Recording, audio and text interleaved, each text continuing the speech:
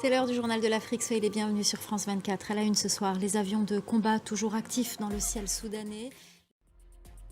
De violents combats ont secoué ce lundi la capitale soudanaise Khartoum. L'annonce d'une trêve entre l'armée et les paramilitaires n'a jamais conduit à une cessation des affrontements. Selon les experts, ces trêves signifient uniquement la sécurisation des couloirs pour les évacuations des étrangers.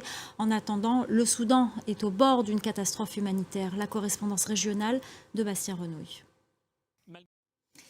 Et dans ce contexte, pas de jours chômés non plus pour les travailleurs soudanais en ce 1er mai. Ceux qui peuvent se rendre à leur travail le font pour tenter de subvenir aux besoins de leurs familles, des familles entières dans des situations humanitaires de plus en plus difficiles. Olivia Bizot. C'est l'inquiétude au Sénégal après le décès ce week-end d'un patient atteint de la fièvre hémorragique de Crimée-Congo, un virus qui provoque des flambées de fièvre hémorragique virale sévère. La situation est suivie de très près par les autorités sanitaires.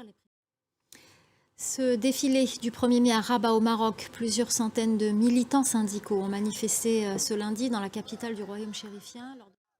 Et on vous parle ce soir du festival de la marmite au Togo. C'est la 2e édition de ce festival international de la gastronomie à Lomé, la capitale togolaise.